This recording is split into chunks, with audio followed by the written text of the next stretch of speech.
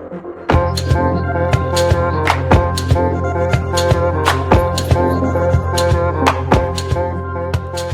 guys, and welcome to today's video. So today I'm not going to be reading from a script because I just feel really not authentic when I do that. So I'm just going to be talking about the subject, and hopefully I'll be able to string some coherent sentences together. Today we're talking about resilience to stress from the nurture point of view.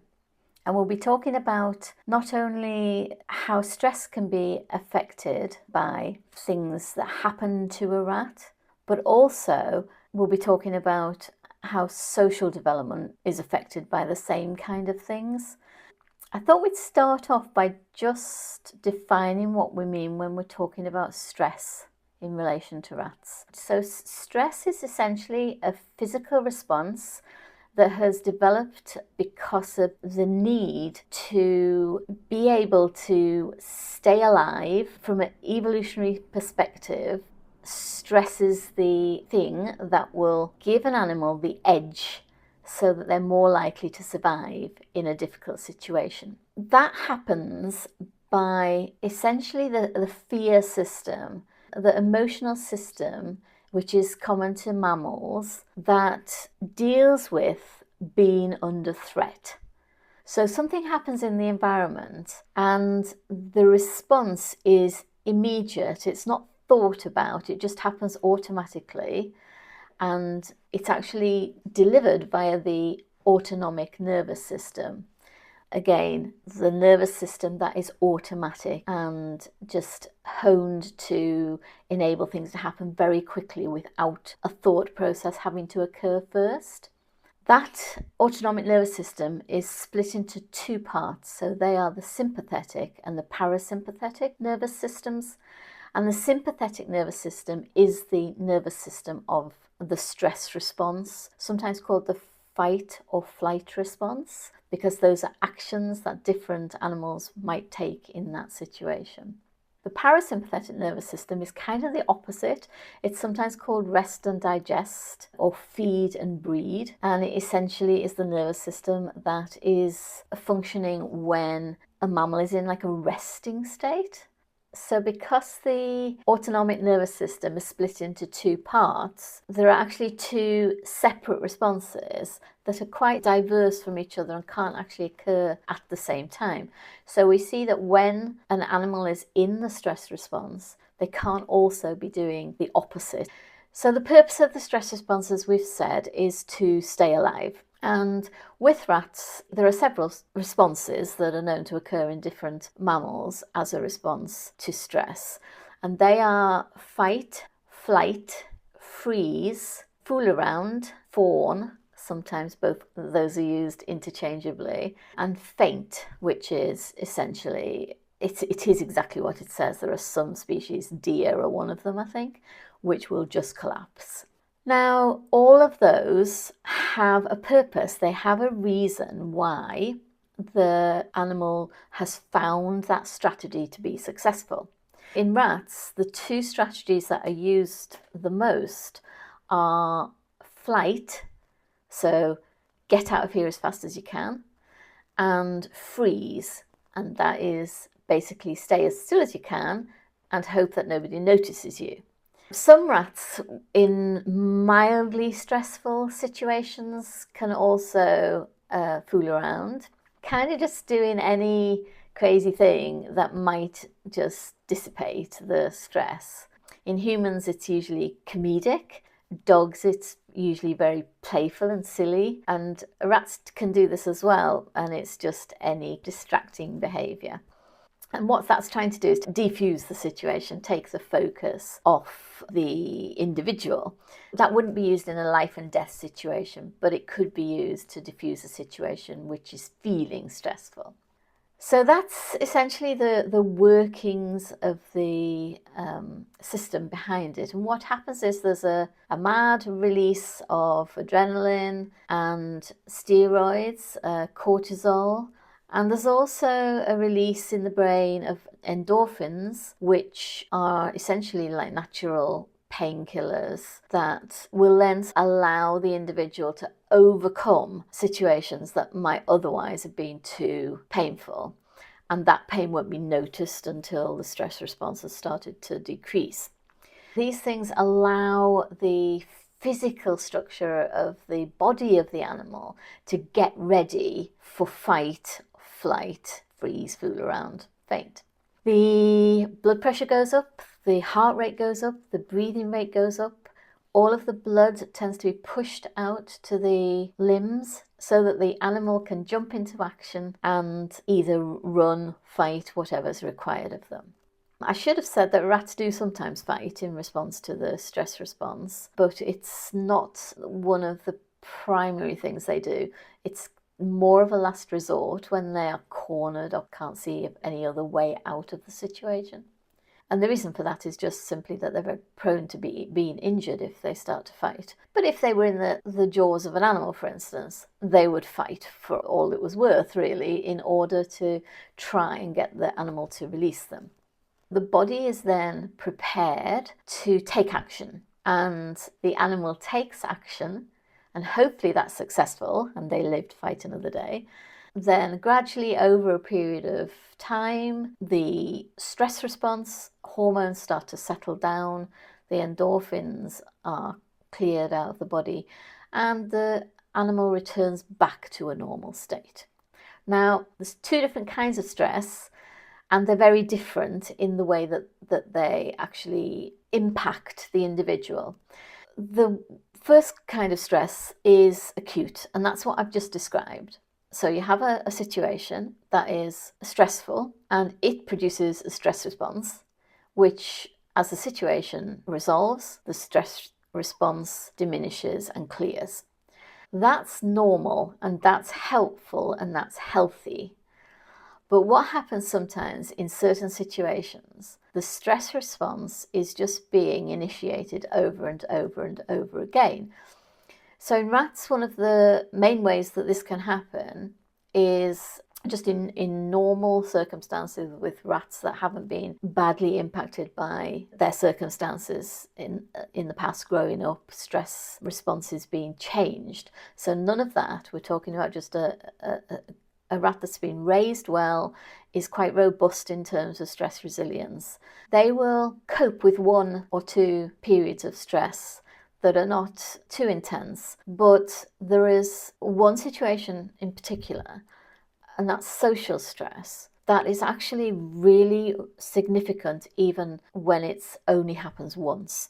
It's the type of stress in rats where the end result can be a PTSD type of response from just one major altercation. It usually affects male rats more than it affects female rats, and that's just because of the nature of the male. The male is doomed in evolutionary terms if he is not strong enough to put himself in a position where he's able to pursue mating rights for females. That obviously doesn't impact our domesticated rats in the same way, but it's still there written into the genetic code and testosterone and other androgens, male hormones, that the male needs to have a certain amount of strength and prowess and ability to stand up for themselves. So if a male is badly defeated, even in a domesticated situation, then that male can be demolished by that. And social stress occurs in males who are defeated in shows of social strength and physical strength. Now, that sort of situation is less likely to impact pet rats because there isn't the same pressure on them for mating. Pet rats, males, are generally speaking not particularly driven towards reproduction because there's several things that kick in that prevent them from just living with high testosterone levels and frustration all the time. So that's the topic of another video, but just believe me that is the case. So it does mean that the drive to win primary mating rights is not really there in domesticated rats. And that means that it's actually not as pressing a need and not such a great source of stress. So thankfully, social stress is not usually a massive problem in groups of pet rats, but it can be where you get a rat that is kind of maladjusted socially, a rat that social development has been disrupted. And that's kind of one of the things that we've been talking about so far. And it's something that we'll talk further about today.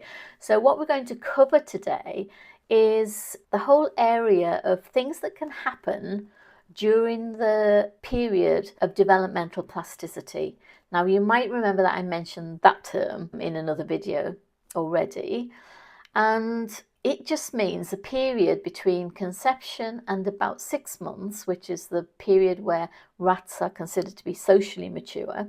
That period is a period when the rat's development is just kind of wide open for things to come in and change the course of what would have happened otherwise.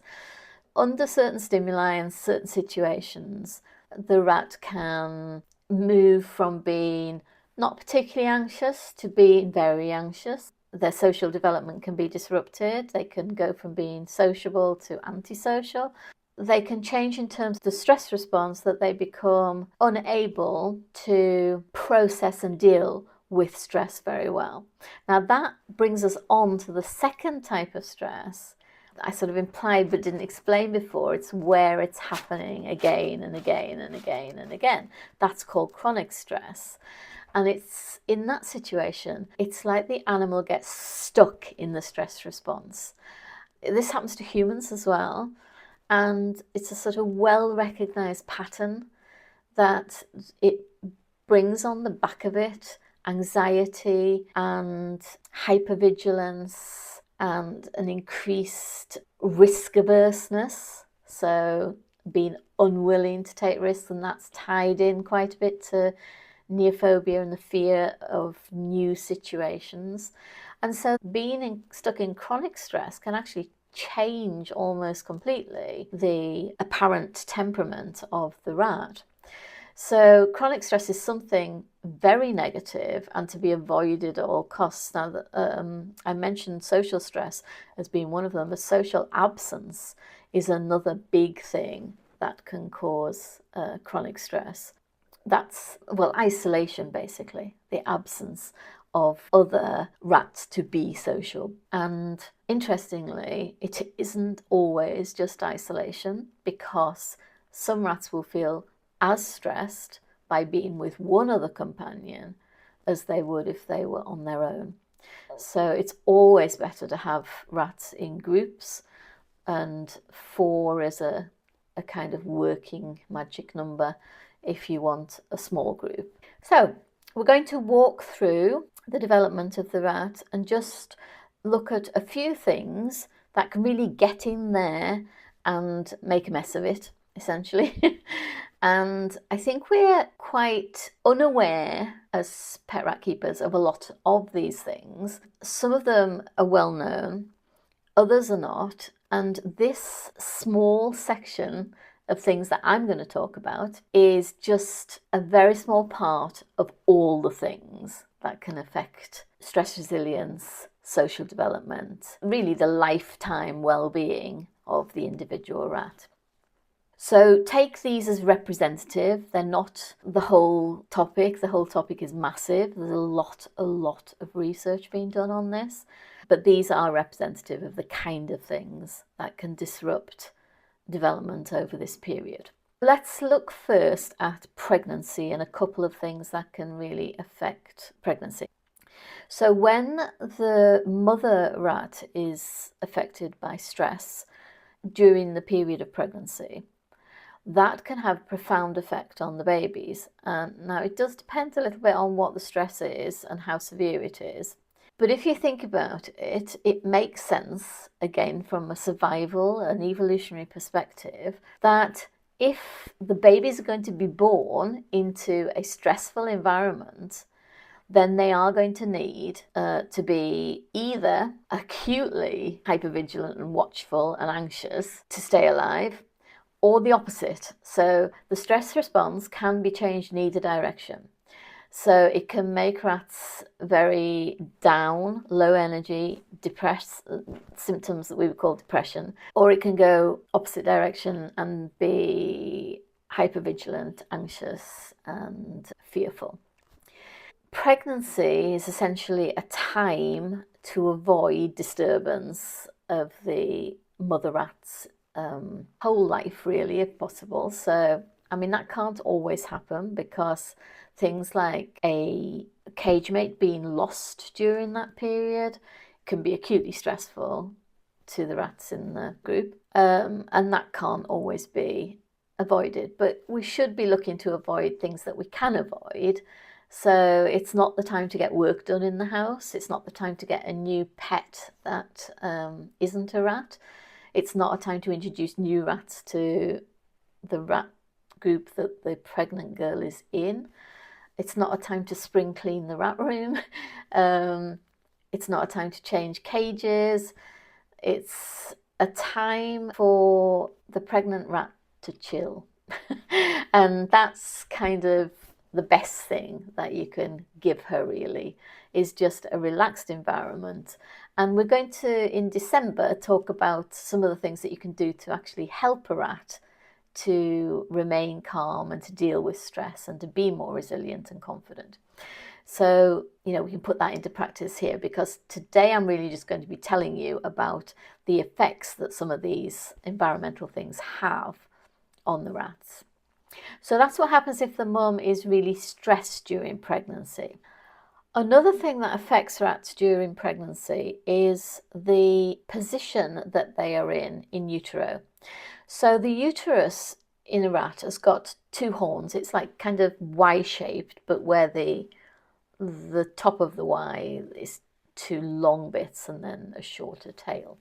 So by position, I mean, if you imagine the two horns are two pea pods, just half pea pods with all the peas lined up in them, that's pretty much what it is. So the babies grow and develop like little lined up peas in a row in both sides of the horn. What matters is the sex of the two rats on either side of each individual. So if you've got a female rat and she has two male rats, one on either side, she will be masculinized as she grows and develops. If you have a male who has two female rats on either side of him, he will be feminized, and those effects will last throughout life. And this is because the babies do release the sex hormones, and the rat in between is flooded with the opposite sex hormone, so testosterone in the case of the female that's surrounded by boys, and estrogen in the case of the boy who's surrounded by girls. So this can have a strong changing effect on the animals. So the boy will tend to be smaller and quite feminine, quite petite, not sort of broad and butch. And the female would be quite broad and butch for a girl, and often has genitalia that's quite sort of swollen for a girl, and can often trick people into thinking that it's a boy for a while until the vaginal opening is obvious. And I think most breeders will have known rats like this. I certainly can remember rats like this from when I was breeding. So that's just one physical thing that we have no control over at all that can affect the way that rat's life is going to go. Because the problem with being a feminized boy, for instance, is that you have less chance of standing up in a power struggle, and you may well end up being bullied. And that's when you start to feel the effects of social stress. The problems for a girl might be that she might be more aggressive and hostile, and therefore then end up creating problems within a female group. Now, if we also add in that the mother has had a really stressful pregnancy, so she might also be affected by higher than average anxiety levels, and hypervigilance and things. That's not a great combination, because if you're a bit aggressive and a lot anxious, you get a very volatile individual who easily kicks off and isn't terribly thoughtful and calm about things. So these things kind of really matter in a practical sense to us, but some of them, like the position in utero, we have no influence over at all. However, most of what I'm going to be talking about, we do have control over. And so these are things that we ought to know about and be aware of. Okay, so another thing that can greatly affect the development of the babies is the mother and the mothering style. And also intermingled with this is periods of separation from the mother. So rats can be absolutely splendid mothers. They usually are. They're usually very attentive to the babies. We look at how much time they spend in the nest, how much time they spend feeding, how much time they spend grooming babies, and also how active they are about retrieving babies that have got lost around the cage, which does happen. You know, the doe can carry them out while they're still suckling on a nipple or something and they fall off. So a doe is programmed to go and collect their babies if they get lost, and they can hear the baby peeping, and that just draws the two together again. But some mums are not great and some mums will spend a lot of time outside the nest. They won't be particularly attentive to the babies. They won't particularly be spending more time than is necessary with them, functionally feeding them and then leaving the nest again. And they might be slow to go and retrieve them if they are scattered around the cage. So these things can have a profound effect on the babies, because the mum who's attentive, she is practicing what we would call attachment parenting, and her attachment and bonds with the babies will be really solid, and the babies will be confident in social relationships on the back of that, assuming that nothing derails that in the future. But the mum who is not attentive and is not spending much time with the babies is actually putting them into a position of stress. So any separation from the mother is stressful, and there's a whole emotional system called a panic system in mammals that's designed to keep them attached to the mother, because that's how they get food. And if there's detachment because the mother isn't present, then the babies can become very insecure in their social relationships because they've just never learned that attachment. Now, we can actually interrupt it as well, and this is the really important bit, because we can affect this. I mean, firstly, if you have a mum who doesn't parent very well, don't have a second litter from her. That seems to be kind of like obvious.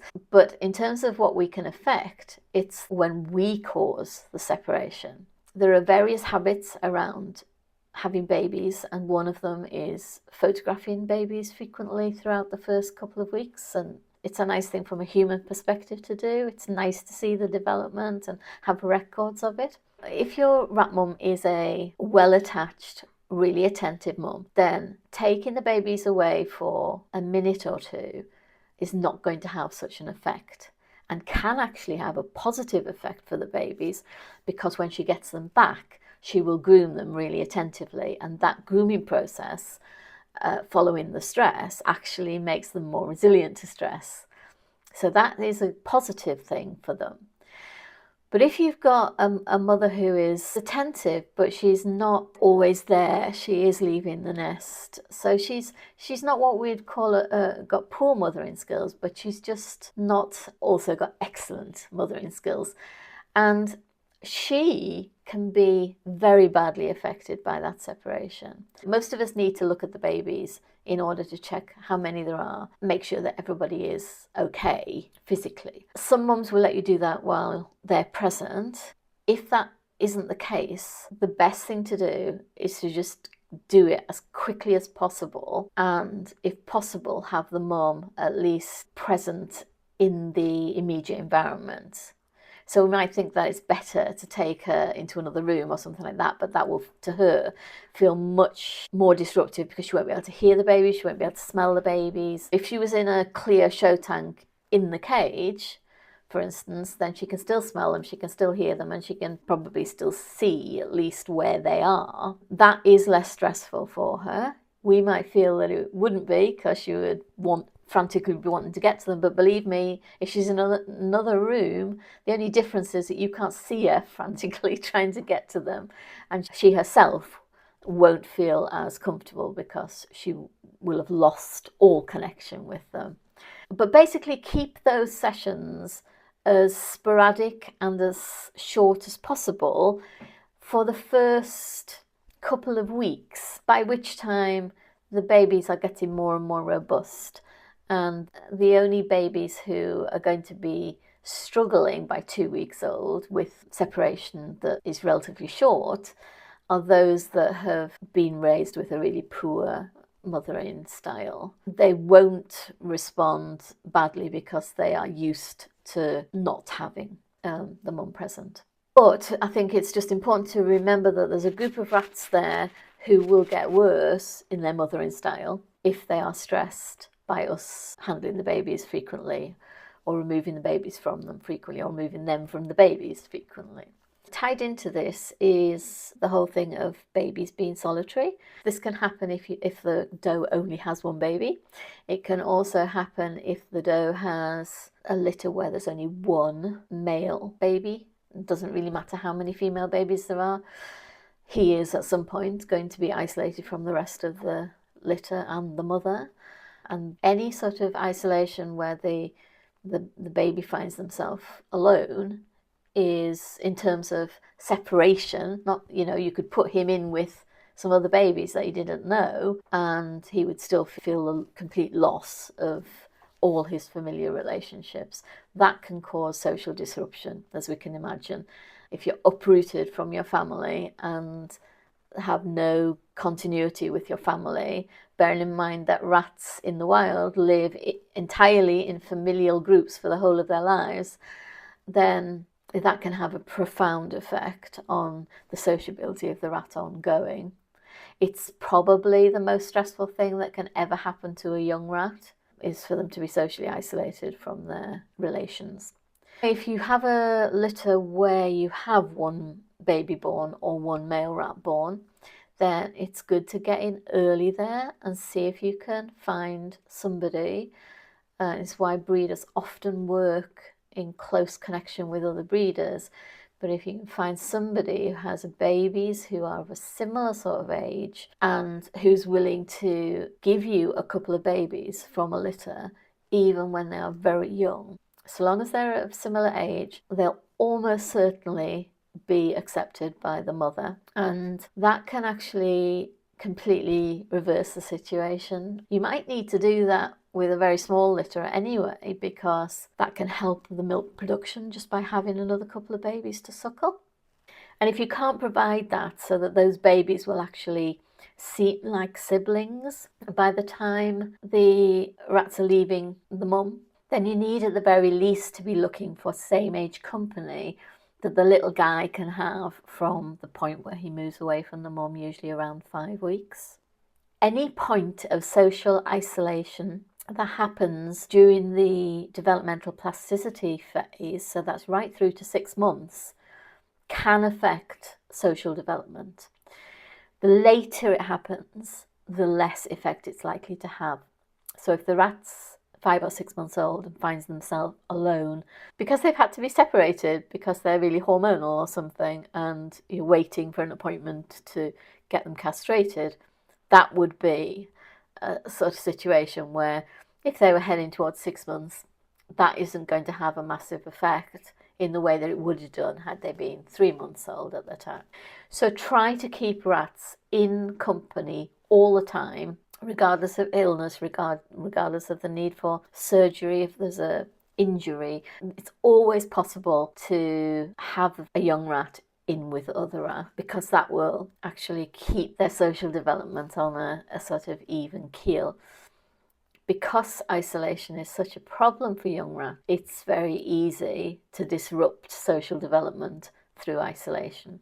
Another area that affects all of these things is fear learning. And you might, if you've had dogs, be familiar with this concept, because this is why dogs need to be really well socialized before they're about 10 or 11 weeks old. Now, for rats, the fear forgetting period, which is where something bad can happen and they won't remember it for the rest of their lives, that is usually between birth and about 5 weeks old. So that's the beginning of adolescence. So once they hit adolescence, they become very sensitive to fear learning, and negative experiences they have at around that age, between sort of about 5 and 10 weeks, are going to be much more impactful and can give them fears for life. So for instance, if they had a very negative interaction with a rat during introductions, say at 9 weeks, then that could essentially set them up to be scared of a certain type or feel of rat for the rest of their lives. Fears that are felt particularly during adolescence, but also in terms of social development through to 6 months when the social development is completed, those fears can be very difficult to lose and get rid of. Rats can develop fears to all sorts of things, often things they're not exposed to until that sensitive period. They have to leave home, they have to move home, they have to meet new rats, they have to do all sorts of things during that period. Their adolescence ends by about 8 to 9 weeks.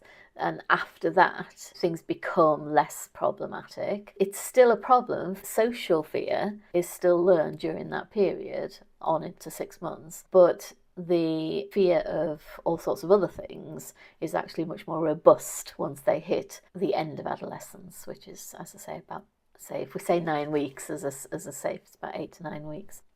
So yeah, just be aware of not startling or scaring the rats or having them associate pain or intense stress with something like a particular rat or a particular environment. Yeah, and then hopefully that fear learning will be a positive thing. I mean, we're all rightly scared of certain things, and that goes for rats as well. And it's important to remember that fear is experienced and stress is experienced in the context of the whole rat. And it's why one rat can have the same experience as another at the same age, with the same parenting and the same environment. And one can be badly affected by it, and the other seems to just sort of brush it off and isn't affected. And you'll see that over and over again in all sorts of different situations throughout their life, the way they respond to introductions, the way they respond to the death of a cage mate, all kinds of things, the way they respond to any sort of stressor in the environment around them. It's just down to context, and the context is the rat and their genetic background and their fears that they've learned and their stresses that they've experienced. And also there are other factors such as physical factors like pain, other illness, injury. These things can all make a stressful experience feel much more stressful. That's easy for us to understand, I think, because we all know that if you've got a bad headache or a toothache or something, you're always more stressed by environmental things like noise and, well, just less resilient, not feeling that you can do things that you might perceive as being stressful. And then the other obvious physical thing that affects all of these things is the hormonal patterns within the rat. And of course we can't see those, but we see the evidence of them. So hormones begin to rise up in a rat during adolescence, so that's the 5 to 9 weeks, and then they will continue on because physical development doesn't stop in a rat until about 8 and 12 months. So the thing that's causing the 8-month-old buck to broaden out and the head shape to broaden, that's testosterone rising and rising, and it does start to level out and then it will start to drop again. But at any point on that journey, and particularly if you mix the androgens, so testosterone and the other male hormones, if you mix them with adrenaline and cortisol, you get a soup that easily sort of pushes the individual to behaviours that we don't want, such as aggression. And hormonal imbalance, or hormonal aggression as it's often called, is a very real thing that is deeply affected by the context of the rat, where they've been, how they've grown up, how all these things are meshing together. So we have this genetic background that was primarily what we see in terms of temperamental traits and what we see in terms of functional characters, and they come together, and we can immediately begin to say, we've got this rat that's got like high anxiety, they're also a defender. They may not do well in introductions because that's a bit of a nightmare combination. But if you put in high levels of testosterone, so you do those introductions when a male rat is 7 months old, and you think, yes, I'll get some more babies now, then that's just peak testosterone situation, and you've got anxiety, you've got the felt job of a defender, and then you're slopping in a whole pile of testosterone, and you bring some stranger rats into that situation, and it may not end well because of the context of that rat. So hormones matter, and we can do something about them. And if the diagnosis is hormonal aggression, then the treatment is castration or a spay for a female. Females rarely get hormonal aggression unless there's some physical cause going on in the ovaries, and it's almost always helped as well by a spay. Right, in our last concept video, we're going to look at disturbance events, which are the big events that disrupt our pet rats' lives. In December, we'll be taking a look at all the things that we can do to make these situations easier for the rats and to try and reduce stress at each point. Until then, I will hopefully see you on the Nature or Nurture at Ratwise Facebook group, and otherwise I'll see you here for the next video. Thanks for watching. Bye.